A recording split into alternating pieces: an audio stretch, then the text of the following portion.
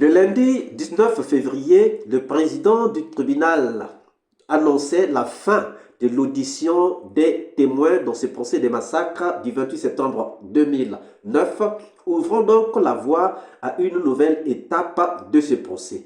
Quelle sera donc la nouvelle étape et comment se déroulera-t-elle? C'est l'objet de cette vidéo. Suivez.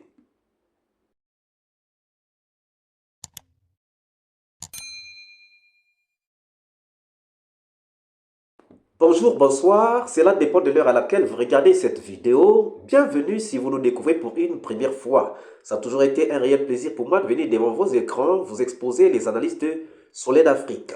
Aujourd'hui, nous sommes encore sur le procès des massacres du 28 septembre 2009 avec l'annonce de cette nouvelle étape que nous allons franchir à partir du lundi 26 février.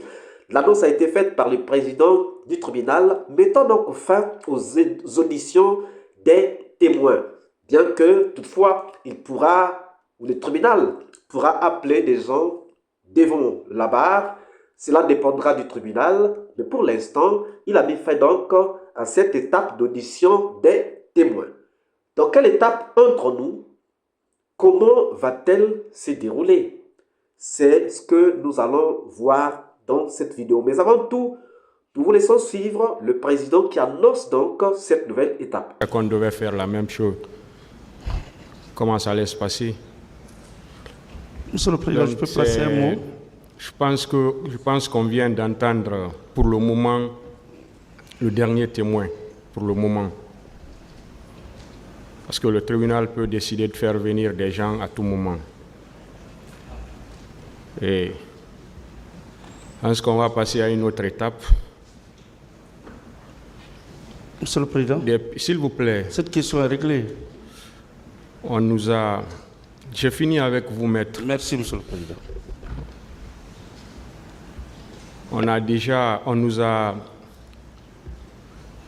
Où il est produit au dossier beaucoup de CD. Ça avait été l'objet de beaucoup de discussions au début et le tribunal avait dit qu'au moment opportun, ces CD allaient être visionnés par tout le monde. Et je pense qu'on vient maintenant à cette phase. On va pouvoir connaître le contenu de ces CD. Mais pour l'instant, on va attendre à ce que la salle soit préparée pour ça. Et c'est pourquoi on va laisser le soin aux techniciens de faire ça pour la semaine prochaine. On va mettre cette semaine, les 2 jours de demain à profit pour pouvoir effectuer cette tâche. Et à partir de lundi prochain, on va pouvoir visionner ces CD ou au moins les auditionner. Parce qu'il y a des CD certainement qui doivent être des audios et certaines qui seront certainement des vidéos. Donc la semaine prochaine, on va procéder à cela.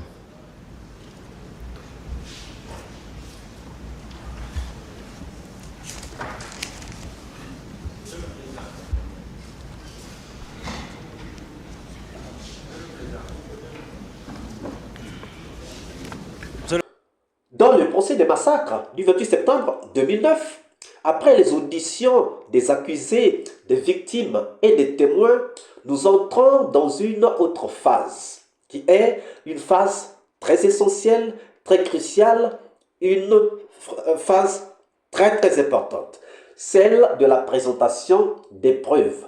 Comment va-t-elle se passer? C'est ce que nous discutons dans cette vidéo. Avant d'aller dans les détails, il faut d'abord comprendre ce que c'est qu'une preuve.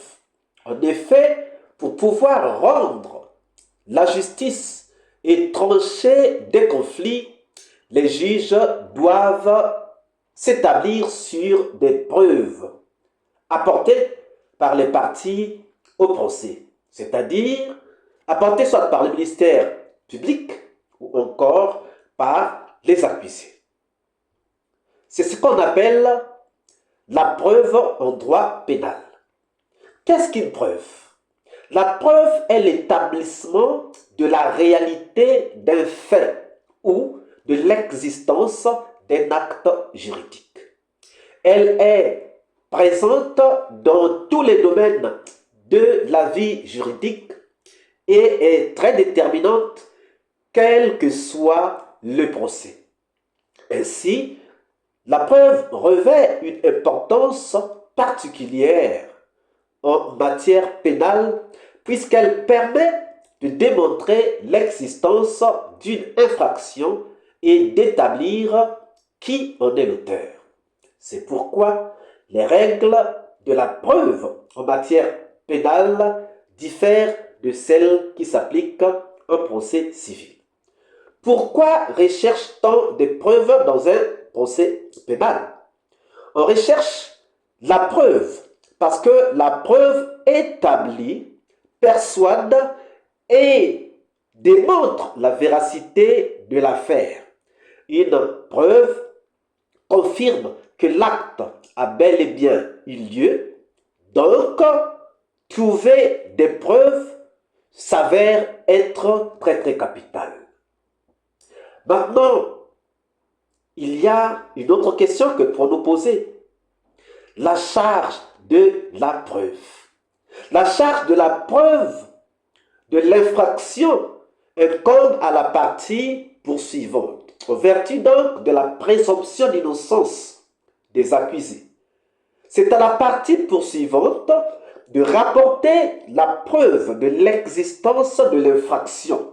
Sur le terrain de l'action publique, cette preuve incombe essentiellement et parfois exclusivement au ministère public. Donc, le ministère public devrait amener des preuves pour appuyer les accusations portées contre les différents accusés.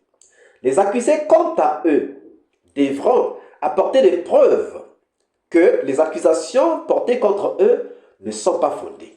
Par exemple, le ministère public doit apporter les preuves de l'implication de Dadis Camara, de Toumba, de Moussa Tchemboro Camara, de Claude Pivi et les autres dans les massacres du 28 septembre 2009. Quand le tour des accusés viendra, les accusés, eux, devront apporter des preuves de leur non-implication dans les massacres du 28 septembre 2009. En guise d'exemple, si le parquet ne peut apporter la preuve de la culpabilité de la personne poursuivie pour un délit, le doute doit donc profiter à l'accusé et le tribunal correctionnel devra, en théorie, entrer en voie de relax. La recherche de la preuve ou l'administration de la preuve. On rapporte une preuve de façon loyale. La culpabilité d'une personne ne peut se fonder que sur des preuves obtenues dans le respect de la loi. En réalité, toute personne est présumée innocente jusqu'à la démonstration de la culpabilité et la condamnation définitive.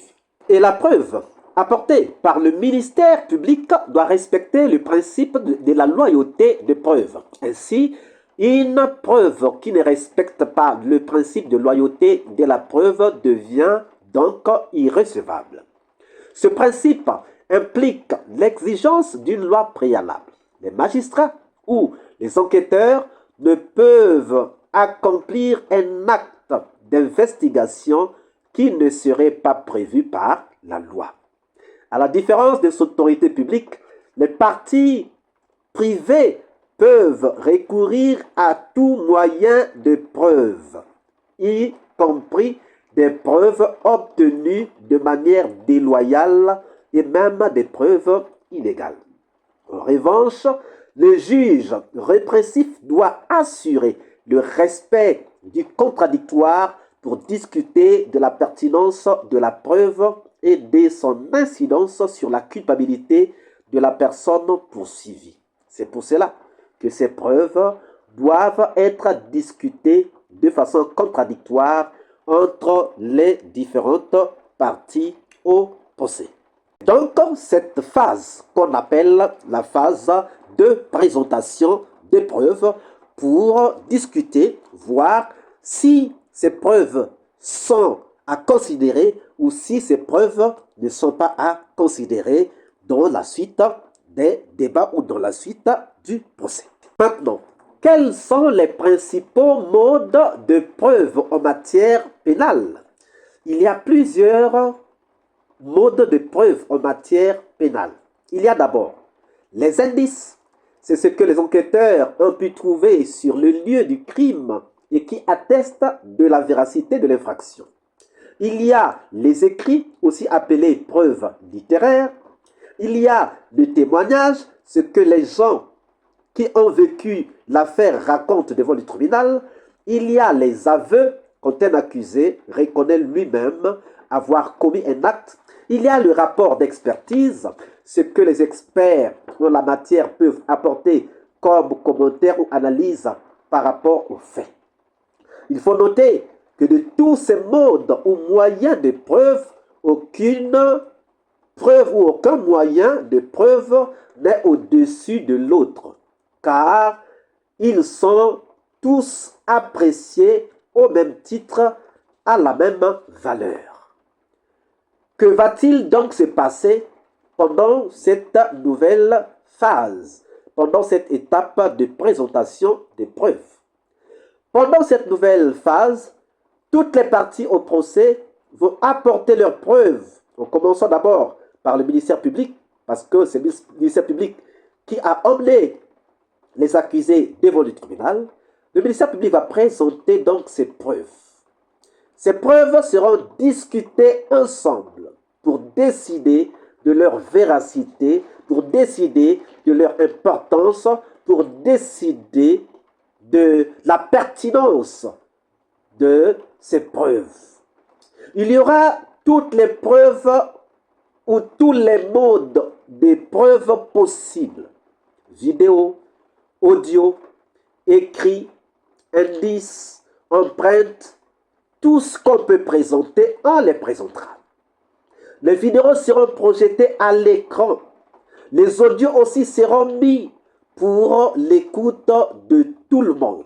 Non seulement les acteurs du procès, mais aussi le public qui suit le procès. Exemple, il y aura des vidéos telles que la vidéo de Tchekboro discutant avec les leaders.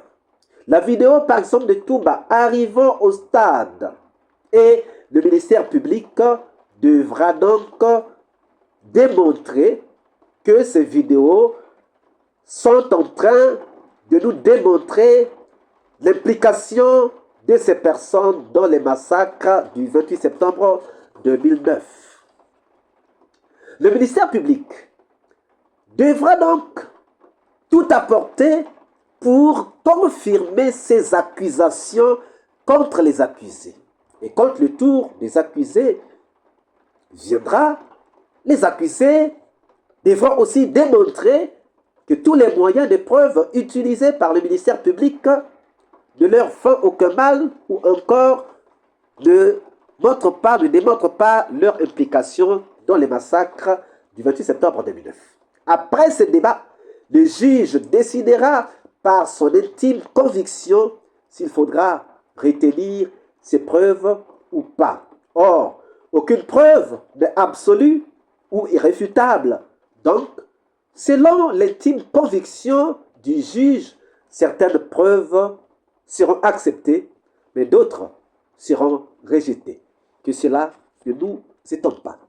Chers amis, c'était juste pour vous faire un aperçu de ce qui se passera dans cette phase que nous allons commencer demain lundi 26 février 2024 dans ce procès des massacres du 28 septembre 2009. Si cette vidéo vous a plu, ne manquez pas de laisser vos pouces bleus, de commenter, de partager. Et si vous n'êtes pas encore abonné, c'est le moment de vous abonner et surtout de ne pas manquer d'activer la cloche de notification afin d'être averti à temps réel de toutes nos prochaines publications. Quant à moi, je vous dis à très bientôt pour une nouvelle capsule. Ciao.